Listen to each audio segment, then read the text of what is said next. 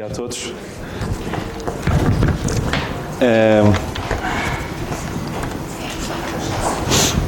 Porque a carga é pesada, é importante nós percebermos, e muitas vezes a carga significam dificuldades, é importante percebermos como é que podemos vencer.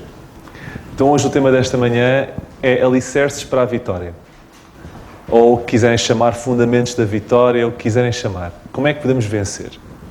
Eu estou a ler o livro agora neste momento de Josué, e eu tenho aprendido muito com o livro de Josué.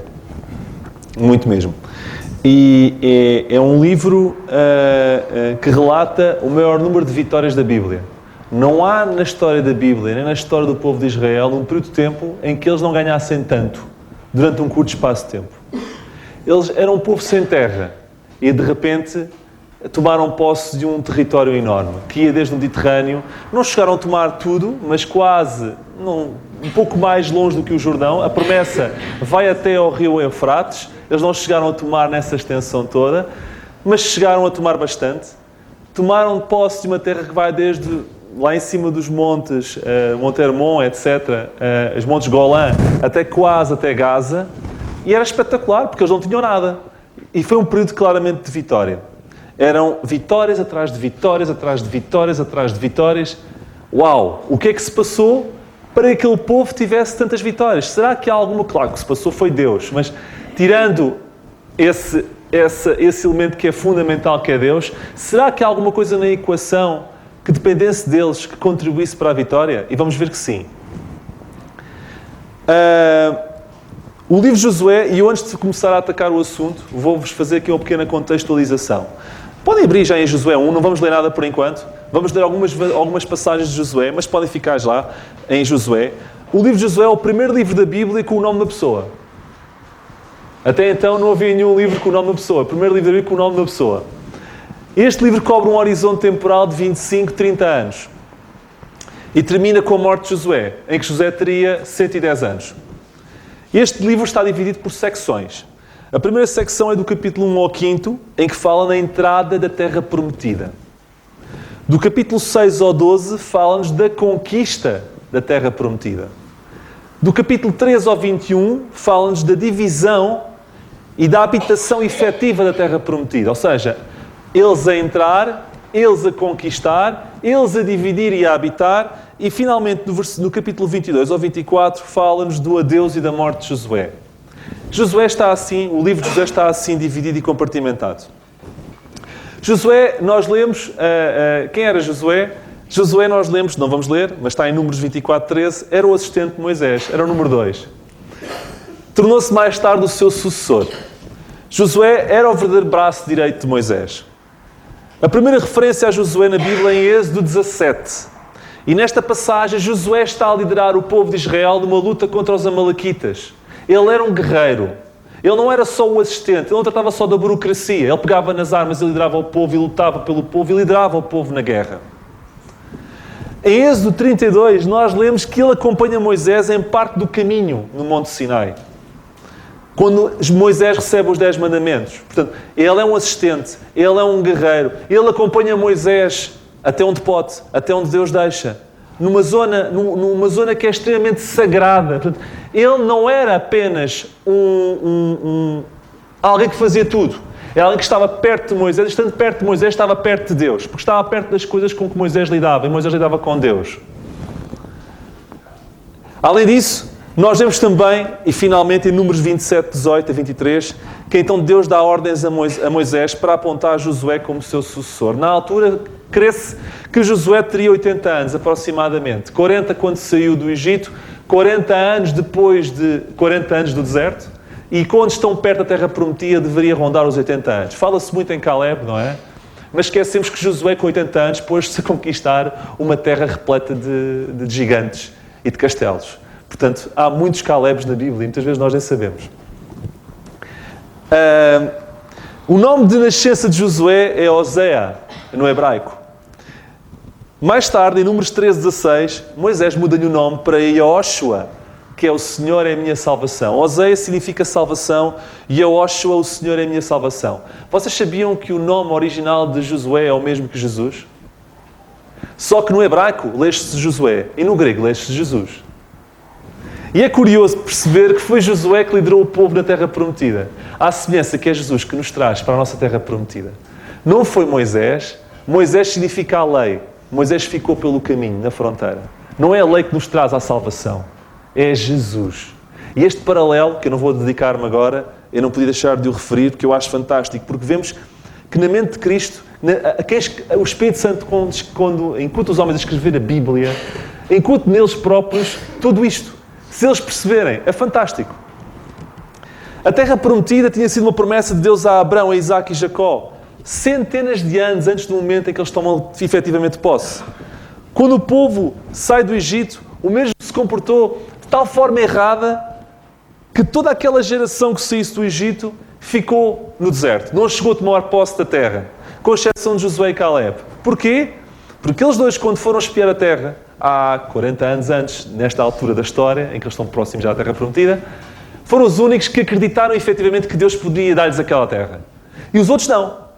Eu não tenho aqui, se tivesse aqui 100 euros dava-vos, mas vou-vos fazer aqui uma proposta. Alguém sabe-me dizer, não digam, hein? Mas se eu souber que vocês sabem, eu percebo logo. Alguém sabe dizer um nome de um dos outros 10 espias? Conhecem o nome deles? Ninguém sabe. Mas sabem que Josué e Caleb.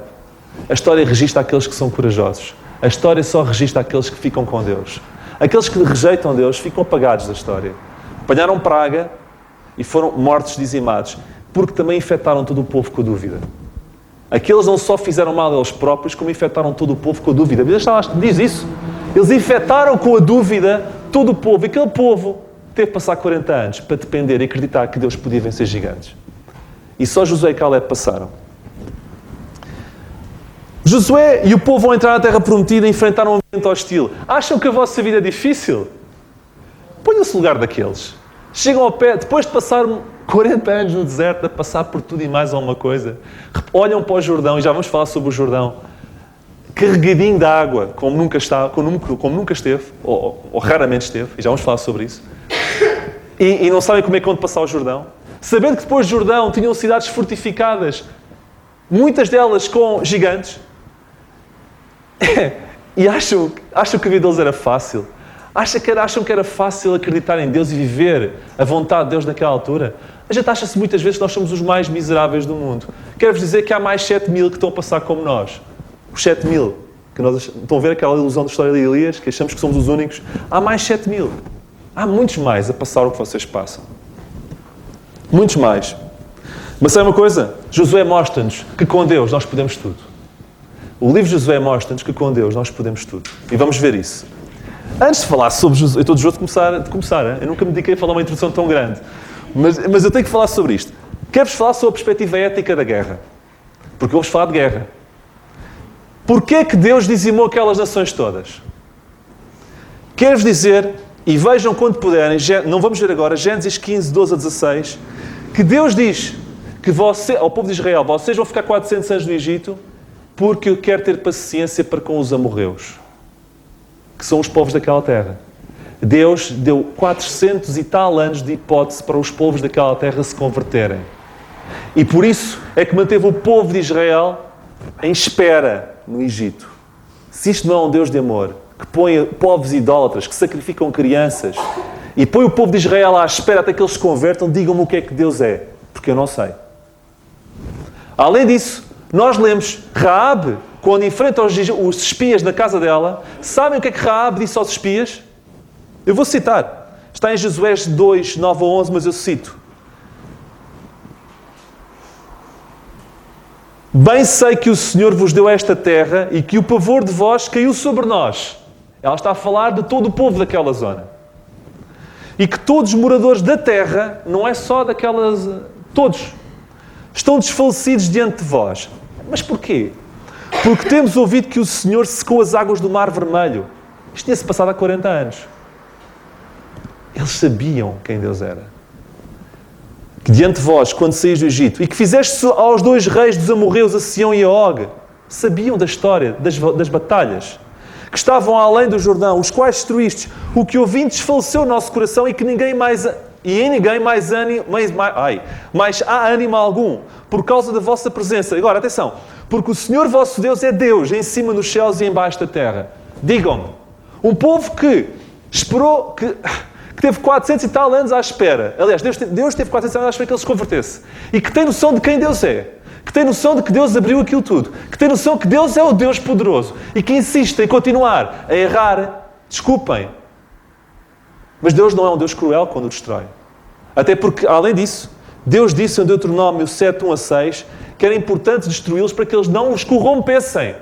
Porque enquanto houvesse um povo assim no meio deles, eles não poderiam servir a Deus, nem ser um povo separado. Ok? Portanto, eu queria só esclarecer esta questão ética, porque para muitos é uma questão que turva a visão. Deus conquistou aquilo tudo, mas à custa de quê? Para terminar, sobre a questão ética, quero dizer que Deus é um Deus bom, porque nas leis da guerra de Números, nós lemos, e em Deuteronômio 20, 10 a 18, sabem quais são as regras que Deus dá para conquistar um povo? Quando chegares ao pé de um povo longínquo, que não seja da vossa terra prometida, propõe-lhe paz. Se eles não aceitarem paz, vão à guerra, mas só matem os homens. Mantenham as mulheres e crianças. Nosso Deus é assim. Aquela regra de matar e dizimar tudo era só para aqueles povos, que eram povos claramente povos complicados, com práticas complicadas, com práticas que até ofereciam crianças em sacrifício. A arqueologia detalha isso com muitas evidências, é só procurar na internet. Chegando ao Jordão, portanto, eu fiz aqui uma introdução complicada, mas era importante explicar-vos, porque este é o ponto. Sabem, muitas vezes para nós percebermos o que Deus tem para nós a seguir, temos que perceber o que é que nos levou até aqui. E eu acho que era importante explicar-vos este contexto todo. Chegámos ao Jordão. Eles entraram pelo Jordão a leste. Eles foram por leste.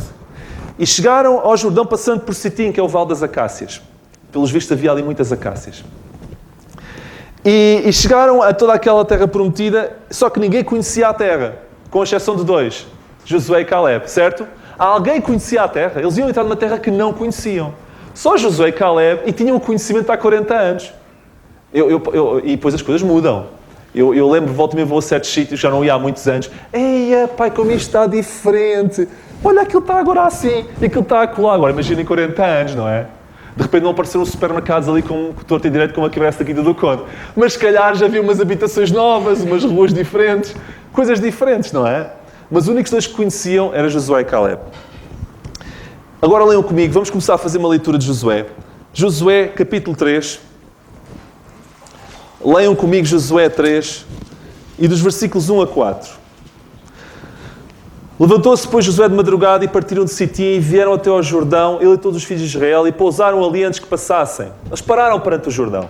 E sucedeu ao fim de 3 dias que os príncipes passaram pelo meio do arraial e ordenaram ao povo, dizendo: quando virdes a arca do concerto do Senhor vosso Deus e que os sacerdotes levitas a levam, parti vós também do vosso lugar e seguia.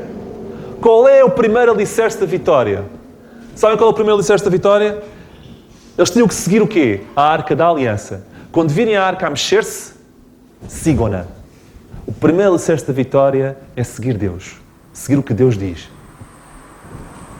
Temos que deixar Deus nos dirigir. Aquele povo tinha uma ordem. Ninguém arreda pé sem a arca da aliança sair daqui. E a arca da aliança era o sinónimo, o símbolo da presença de Deus. E nós só devemos arredar pé para a esquerda e para a direita de acordo com a direção de Deus. E onde é que nós vemos a direção de Deus hoje? Na Bíblia.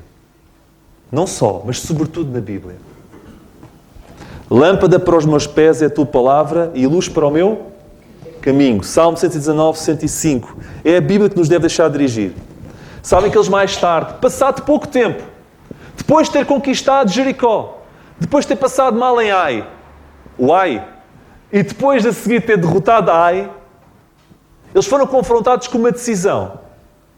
Fazemos aliança com os gibeonitas, que se mascararam de povo longínquo para nos enganar, ou vamos fazer aliança com este povo? Eles não sabiam que eles eram. Mas sabem o que eu lhe diz? Eles não consultaram Deus. Eles não se deixaram guiar por Deus. Sabem qual foi o que aconteceu? Durante gerações tiveram problemas. E mais tarde, até com Saul e Davi, houve coisas complicadas. Aquele povo permaneceu sempre ali como rachadores de lenha e coletores de água. Mas foi sempre um povo, uma mancha no território de um povo que não agrada a Deus e que os influenciou sempre negativamente. Porquê? Porque eles não consultaram Deus, não se deixaram guiar por Deus. primeiro alicerce da vitória não é seguir a Arca da Aliança hoje em dia, mas seguir o que Deus diz. Eles só se levantaram quando a Arca da Aliança se mexeu. Eu vou ter que acelerar. Depois, versículo 5. O segundo alicerce da vitória. Eles não passaram o Rio Jordão ainda. Eles ainda não passaram. Estão quase. Disse Josué também ao povo: santificai-vos, porque amanhã fará o Senhor maravilhas no meio de vós. Santificai-vos. No hebraico, esta palavra é kadash, que significa purificar ou consagrar. Deus não poderia dar vitória se o povo não estivesse limpo. Não é só lavado, purificado, com a casa arrumada, com a alma cá dentro arrumada. Porque o Senhor fará maravilhas. Sabem, no passado, o sumo sacerdote dirigia-se ao Santo dos Santos, à zona exclusiva de Deus, depois de se lavar. É ou não é verdade? Tinha que se limpar completamente. Nós hoje só podemos ter acesso a Deus e às coisas boas que Ele nos quer dar se nos lavarmos primeiro. E esta purificação é uma purificação profunda. Há uma passagem que está em Ezequiel 8. Não saiam de Josué. Eu ajudo-vos. Eu leio para vocês. Ezequiel 8, 7 a 12. Mas quando tiverem tempo, leiam-na. Eu vou citar-vos. Eu já tinha lido, mas só percebi o que ela significava há 2 meses. Em que fala-nos de uma forma espetacular. Todos nós temos quartos escuros. Sabem o que são quartos escuros? São divisões da nossa casa que muitas vezes estão fechadas para Deus. E que nos mantêm sujos aos olhos de Deus. E já vamos falar sobre isso. E o que Deus está a dizer ao povo é: limpem-se. Abram esses quartos. Deixem a luz entrar. Tem que ficar tudo limpo. Porque senão não há Jordão para ninguém. E porque senão não há terra prometida para ninguém. Vocês acham que eles, se não se purificassem ou santificassem, eles tinham sequer passado do Jordão? Eu não acredito. Vou-vos ler. Ezequiel estava na altura no cativeiro da Babilónia. E estava reunido com os anciãos na casa dele. E teve uma visão do próprio Deus. E Deus fez-lhe um live de Jerusalém. Um live? Sim. Deus levou em visão para ver Jerusalém na hora. Imaginem. E agora direto de Jerusalém. Era assim Ezequiel. Ele estava na Babilónia e foi feito um live de Jerusalém. O que é que estava a passar em Jerusalém naquele momento? E Deus leva-o até Jerusalém. E vejam isto. Está em Ezequiel 8, 7 a 12. E levou-me à porta do átrio. Então eu olhei. E eis que havia um buraco na parede. O povo estava nas lonas. O povo estava arrasado. Casas destruídas, meio edificadas. Mas espiritualmente falando, poderia e deveria estar mais próximo de Deus do que nunca. Certo? Porque precisava. Mas olha. Então olhei e eis que havia um buraco na parede. Escondido. E disse-me: filho do homem, cava naquela parede. E cavei na parede. Imaginem que vocês descobriram uma parede com um pequeno buraquinho. E alguém diz: pá, cava, vai ao fundo, cava. Começou a cavar na parede. E cavei na parede. E eis que havia uma porta. Epá, está a ficar interessante. Depois da parede, um buraco, uma porta. E então me disse: entra e vê as malignas abominações que eles fazem aqui. E entrei e olhei. E eis que toda a forma de répteis e animais abomináveis e todos os ídolos da casa de Israel estavam pintados na parede em todo o redor. Era uma casa escondida, por trás de paredes e portas, mas escondida, com tudo o que era ídolos e imagens profanas a Deus, pintadas na parede. E estavam em pé diante deles 70 homens dos anciãos da casa de Israel. Sabe o que isto significa? 70 era o número de pessoas do Sinédrio. Eles estavam a representar a população toda. É como se Deus estivesse a dizer neste sonho: aqueles 70 homens representam todo o meu povo. O que eles estão ali a fazer, aqueles 70 que estão ali a fazer é o que todo o meu povo está a fazer neste momento. E Jazanias, já vamos falar sobre os Jazanias, eu não conheci quem eram os Jazanias, mas é interessante. Filho de Safã em pé no meio deles. E cada um tinha na mão o seu incensário. E subia uma espessa nuvem de incenso. Eles adoravam esses objetos, esses seres. Então me disse: viste, filho do homem, o que os anciãos da casa de Israel fazem nas trevas? Quartos escuros. Cada um nas suas câmaras, pintadas de imagens. Pois dizem: o Senhor não nos vê. O Senhor abandonou a terra. A terra está desabitada. Estão todos em Babilónia. Não há ninguém. Deus abandonou-nos. Boa. Vamos fazer o que nos apetece. Deus não vê. Deus não ouve. Deus não faz. Deus não vai castigar. Deus nada. O Senhor não vê. quero-vos dizer que Jazanias significa, estão preparados? Jeová ouve. No meio daqueles anciãos estava o Jazanias, Jeová ouve. Eles acham que Deus não ouve, que Deus não vê, mas Deus ouve e Deus vê tudo. E sabem, o povo enquanto continuou assim, teve uma sorte desgraçada. Eu nem vou detalhar. Queremos ter vitória, limpemos tudo o que está cá dentro. Limpemos, vamos aos nossos recônditos mais secretos. Tenhamos a coragem de abrir as portas. Tenhamos a coragem de partir as paredes. E abrir as paredes à luz para que Deus possa entrar e limpar. E não deixemos que o diabo nos convença que Deus não ouve e que Deus não vê, porque Deus ouve e Deus vê. E sobre isto não posso continuar porque eu não tenho mais tempo. Mas só isto dava pano para mangas. Sabem, isto é tão grave que o povo rapidamente esquece. E nós também nos esquecemos. Sabem qual foi o problema de Ai? Sabem o que é que o povo de Israel perdeu naquela batalha de Ai? Porque houve alguém que teve um quarto escuro. Acã. Roubou aquelas peças que não devia e escondeu-as debaixo da tenda. Achando que ninguém ia ver. Certo? E por causa desse quarto escuro, todo o povo teve uma derrota. E sofreram pessoas que não deviam ter sofrido. Morreram pessoas que não deviam ter morrido. Portanto, primeiro aspecto da vitória. Temos de deixar Deus nos dirigir. Bíblia. Segundo, temos de nos santificar, limpar, remover os quartos escuros. Terceiro. Ok, estamos a chegar ao Jordão agora. Josué 3, 16 e 17. E pararam as águas. Isto eu vou sintetizar. Deus fez com que as águas do rio parassem. E pararam as águas que vinham de cima e levantaram-se do montão. Peço desculpa. 3:13. Porque há de acontecer que assim que as plantas dos pés dos sacerdotes que levam a arca do Senhor e Deus, o Senhor toda a terra, repousem nas águas do Jordão, separarão as águas do Jordão e as águas de cima descem, pararão no montão. Não é que a gente já viu isto? Estou a imaginar o filme. Imaginem comigo. O povo ao pé do Jordão, Deus disse, só arrancam quando arrancar a arca. A arca vai a caminho.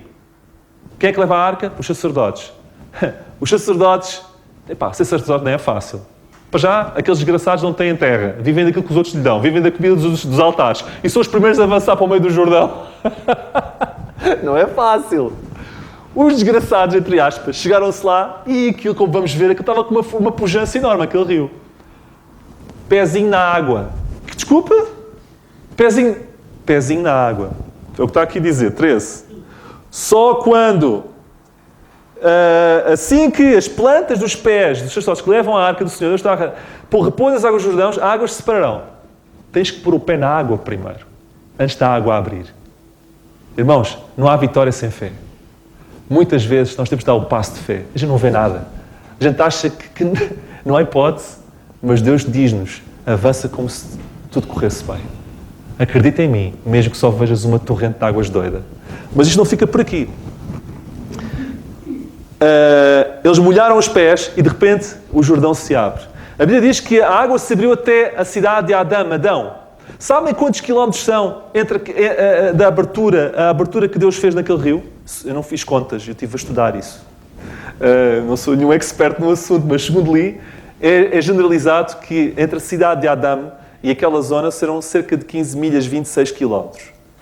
Porquê é que fez uma abertura Deus de 26 quilómetros no rio? Sabem, eu quando vejo aquela abertura do Mar Vermelho e aquelas imagens espetaculares daquela abertura, aquilo é relativamente estreito. 3 milhões de pessoas têm que ter uma abertura muito grande para passarem. Sabem quantos quilómetros de fila é que 3 milhões de pessoas teriam que estar para passarem, se fossem 2 a 2 no Rio Jordão? 1.200 quilómetros de fila, mais de um mês. E sabem qual era o desgraçado dos sacerdotes? Tinham que ficar no meio do rio à espera que todos passassem. Agora imaginem os sacerdotes, que além de ter que pôr o pezinho na água antes de mais ninguém, terem que ficar no meio do rio um mês com a Arca da Aliança à espera que todos passem. Não, Deus não é tão mau. Deus não é mau. Deus é um Deus bom. Vamos abrir isto com uma extensão grande para que passem-se talvez uns 5 mil de cada vez. Porque se passassem 5 mil de cada vez, deixa-me recorrer à nota, passariam num dia. E a fila seria de 5 km. Aquela história do Mar Vermelho, que é uma coisa curta, eu não acredito. Aquilo foi uma coisa impressionante. Assim como no Rio Jordão. Agora, para vocês imaginarem, e para fantasiarem, Imaginem a espessura das águas do Mar Vermelho nas extremidades, à altura daquilo. É de meter medo. Não há nenhum filme até agora que retrate o que de facto se passou. Imaginem se a extensão da abertura, até porque os egípcios estavam atrás. Eu agora estou a deduzir como é que seria no Mar Vermelho. Mas devia ter sido uma abertura espetacular para passarem mais pessoas de cada vez. E agora imaginem as extremidades, à altura das águas. Imaginem. Deus é fantástico. Bom, continuando. Temos que agir por fé. Terceira dica para a vitória. Temos que agir por fé. Pôr os pés na água mesmo enquanto a água lá está. Mas sabem, o Deus que nos pede para dar o passo, e Deus está representado na Arca da Aliança, Ele é o Deus que vai primeiro. É o Deus que fica na zona mais funda, porque eles ficaram no meio. No meio é a zona mais funda. É o Deus que fica na zona mais funda e mais, é o Deus que fica até todos saírem. Porque nós lemos mais à frente que os sacerdotes só se iram com a arca quando o último passou. Acham que custa confiar num Deus assim?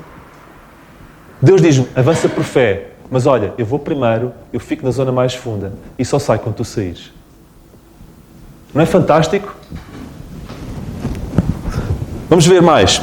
Josué 4, 12 e 13. Olha, eu já não sei falar em 20 minutos. Lamento imenso. Lamento imenso. Vocês não seguem comigo. Josué 4, 12 e 13. Estou quase. São 7 pontos, 4 e vou acelerar agora. E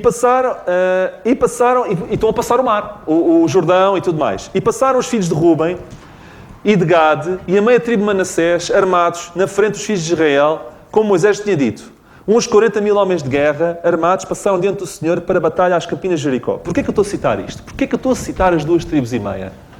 Gade, Rúben e a meia tribo de Manassés. Porque Gade, porque Rúben e a meia tribo de Manassés tinham pedido a Moisés, Moisés, meu amigo, quando chegares à terra prometida, eu quero ficar a leste do Jordão, na atual Jordânia. Eu não quero ir para o lado oeste. Mas nós vemos, e aquele lado leste estava já conquistado. Og e Bazã já tinham ido. Bye bye, aqueles reis já tinham ido. Aquela terra estava prontinha. Pronta a sair, terra prontinha, quentinha, pronta a sair para habitar. Mas não. Eles passaram o Jordão com os outros para combater as terras que não seriam nunca deles. Para morrer por terras que nunca sairiam deles. Sabe o que nós aprendemos aqui? As nossas vitórias muitas vezes dependem de nós sermos sensíveis com as batalhas dos outros. Deus ensina uma vitória, a vitória de todos, a vitória de um é a vitória de todos. E a derrota de um é a derrota de todos.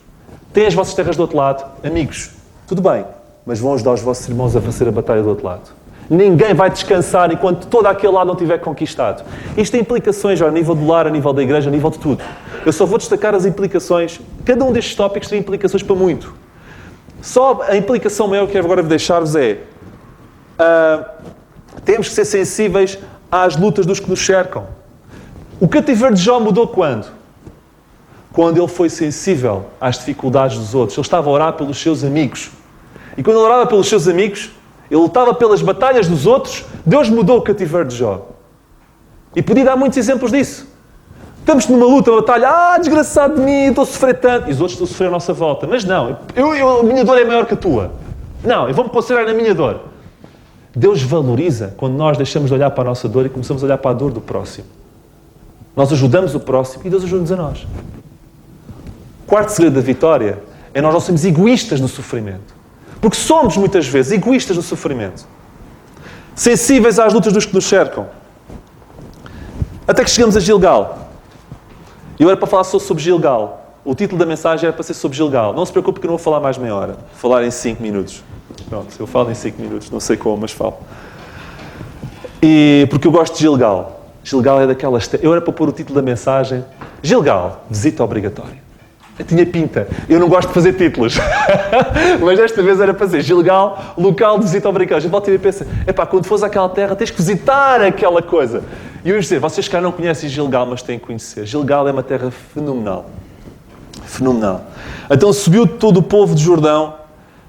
Só que depois comecei a estudar o assunto e vi, não posso deixar de falar disto até chegar a Gilgal. Há aqui muita coisa para a vitória que depois não foi repetida. Eu tenho que falar do que se passou no Jordão. Isto é importante. Chegam a Gilgal. Gilgal, no hebraico, quer dizer remover. E nós vamos ver que Gilgal remove tudo o que faltou remover do Jordão. até que eles estejam preparados para a vitória. Removeu tudo o resto. É como se Deus, aos poucos, fosse zuca, retirando, preparando, chega a Gilgal, faz a preparação total. Eles, a partir daí, estão prontos para Jericó. Então, nós lemos capítulo 4, versículo 20. 4:20. Eles tinham tirado 12 pedras no meio do Jordão. Melhor, tinham tirado 24. 12 deixaram no meio do Jordão, no local onde a Arca da Aliança esteve. Se um dia secarmos o Jordão, a gente somos capazes de as ver lá. Esqueçam, não vou meter nisso. E outras 12 levaram-nas para Gilgal. E vamos ver o que acontece. Capítulo 4, versículos 20. E as 12 pedras que tinham tomado do Jordão, levou Josué a Gilgal. 21. E falou aos filhos de Israel, dizendo: quando no futuro os vossos filhos perguntarem aos seus pais, dizendo: que significam estas pedras, fareis saber aos vossos filhos, dizendo: Israel passou em seco este Jordão. Até aqui. Quinto passo da vitória. Temos que recordar quem Deus é e o que Deus fez. Temos que recordar quem Deus é e o que Deus fez. Deus disse: vocês não pensem que eu quero que vocês se esqueçam do que eu fiz aqui. Jordão foi muito importante. Toca sacar daqui pedras grandinhas, 12, uma por cada tribo, e vamos metê-las num sítio que todos possam perceber, para quando olharem, pais digam aos filhos, em memória futura, que eu sou Deus e que eu abri o Jordão para vocês. E sabem, aquela abertura do Jordão e aquelas pedras deram-lhes uma força enorme para chegarem ao pé de Jericó e andarem lá às voltas e olharem para as muralhas e para os gigantes ali e ficar tranquilos, sabem? Porque sabiam que o Deus que abriu o Jordão 26 km podia perfeitamente derrubar aquelas muralhas. Mas só poderiam fazê-lo porque tinham o memorial das pedras. Eles tinham aquele memorial. Portanto, Gilgal é também isto, é recordar o que Deus é e o que Deus fez. Quando no futuro vossos filhos perguntarem a seus pais, dizendo: que significam estas pedras, fareis saber aos vossos filhos. Irmãos, pais, nós temos o dever de recordar quem Deus é e o que Deus fez aos nossos filhos. Sabem porquê? 4...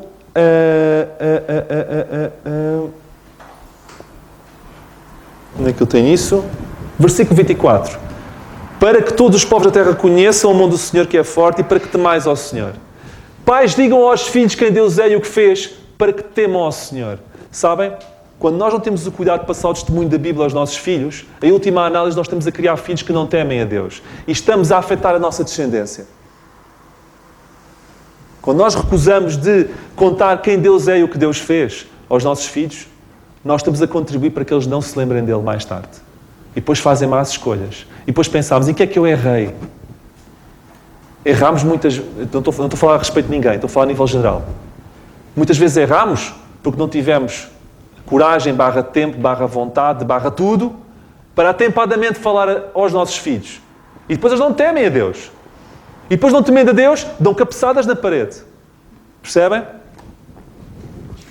Continuando. Vou para o 6, estou quase a acabar.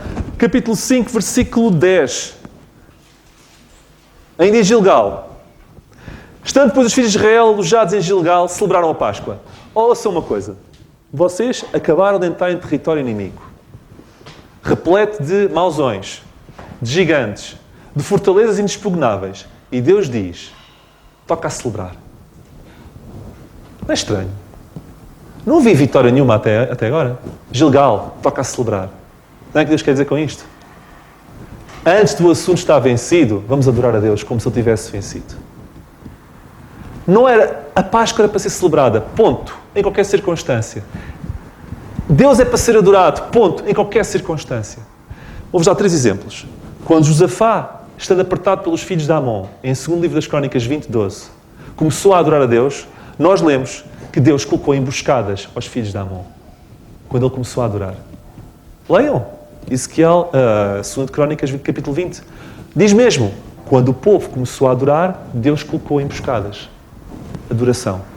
Mais, quando Gideão teve um sonho a dizer e Deus lhe mostra no sonho que ia ser vencedor, não havia vitória nenhuma, mas ele começou a adorar. E a partir daí, todo o exército foi motivado para a vitória, pela adoração.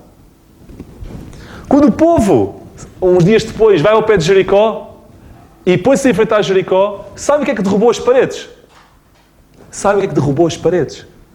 Foi a trombeta e foi o grito. Foi ou não foi? Quando a trombeta tocou e o grito, gritem com força. Não foi o grito. Foi o que estava cá dentro. Foi o que Deus usou. A adoração. Irmãos, estamos em território desconhecido, adoremos a Deus como se tivéssemos ganho. E Deus dá-nos a vitória. Sétimo e último. Josué 5, 13 a 15. E sucedeu que, estando Josué ao pé de Jericó, levantou os seus olhos e olhou, e eis que se pôs em pé. Este Gilgal é espetacular. Já viu o que se passou em Gilgal? Hã? Eu gostava de ser arqueólogo. Não ia descobrir lá nada, mas só para descobrir as 12 pedras já valia a pena. Hã? Mas pronto.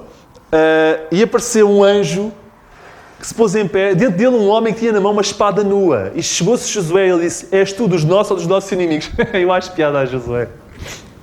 A pergunta de Josué: olha lá, tu queres fazer bem ou mal? Tu és dos outros ou és cá dos nossos? É porque eu estou disposto a ir à luta, vá. És de quem? Mas é só um à parte. Epá, coitado, o Josué disse levar outra coisa. Pá, tu vens de Deus ou não vens de Deus? Não. Tu és dos maus ou és dos bons? É porque senão... Desculpem, mas eu não resisti. Eu quando li isto pensei logo, a pergunta de Josué foi espetacular. E disse ele: não te vou responder. Nem te vou responder o que é que eu sou. Venho agora como príncipe do exército do Senhor. Então Josué se prostrou o seu rosto em terra e adorou. E disse-lhe: que diz o meu Senhor ao seu servo? Deus mandou, mas é como se fosse uma expressão própria do próprio Deus em forma humana, porque ele adorou. E é como se Deus estivesse a dizer: Josué, tu, que és o capitão dos exércitos de Israel, humilha-te perante mim, o capitão dos exércitos, o Senhor Deus Todo-Poderoso. Porque quem te vai levar à vitória nos próximos tempos vou ser eu, não vais ser tu. Sétima lição. Temos que reconhecer que é Deus que dá a vitória. E Ele que luta por nós. Não era Josué. E Josué era um grande valente. Lembram-se de ter dito que ele derrotou os amalequitas sozinho em Êxodo 17? Josué, tira da cabeça que tu é que és o capitão. Tu é que és o boss. Aqui quem manda sou eu, não és tu. Dobra-te perante mim. E muitas vezes nós não ganhamos absolutamente nada porque vamos na nossa força. Achamos que nós conseguimos. Que se fizermos isto, aquilo, tudo está resolvido. Mas o que Deus quer é rendição. E para terminar só vos digo isto. Josué não é um livro de conquistas. Sabe qual é das palavras mais repetidas em Josué, no livro de Josué? É herança. 51 vezes. Eu vos darei por herança. Eu vos darei por herança. Tudo o que eles tiveram foi porque Deus deu. Mais tarde, depois de eles conquistarem uma série de coisas, houve 5 reis que foram lutar contra eles. Sabe o que Deus fez? Deus parou o sol. E depois mandou uma chuva de granizo, daqueles bem pesados. E Deus diz, na palavra, que morreu mais gente com a chuvada de granizo do que com a espada de Israel. Porque a luta é Deus. E quando Deus manda um anjo deste, expressa-se desta forma, é dizer: Josué, não tenhas medo, porque quem vai lutar vou ser eu. Resumindo e baralhando, vou ler-vos todas as conclusões. Primeira, a vida é feita de confronto com gigantes, com muralhas impenetráveis. Se nós queremos a vitória, número 1, temos de deixar Deus nos dirigir. Eles só levantaram o pé quando viram a Arca da Aliança, certo? E hoje temos de deixar dirigir pela Bíblia. Segundo, temos de nos santificar. Nunca se esqueçam daquele quarto escondido por trás das paredes de Ezequiel. Limpemos os nossos quartos escondidos. Terceiro, temos que agir por fé. Pezinho na água, mesmo com a água a correr. E Deus vai abrir caminho. Quarto, temos de ser sensíveis às lutas dos que nos cercam. Aquela batalha não é minha. Eu estou deste lado do rio. Não. Vais ajudar o teu irmão e Deus vai-te ajudar a ti. Mais, temos recordado o que Deus é e fez. Toca a tirar 12 pedras do rio e vamos pô-las no sítio para que todos saibam o que é que eu fiz. E toca a explicar aos nossos filhos. Temos que adorar a Deus. Toca a celebrar a Páscoa. Não há vitória, vamos celebrar a Páscoa. E sétimo, temos que reconhecer que é Deus que dá a vitória e que é responsável pelo combate. Que o Senhor nos abençoe.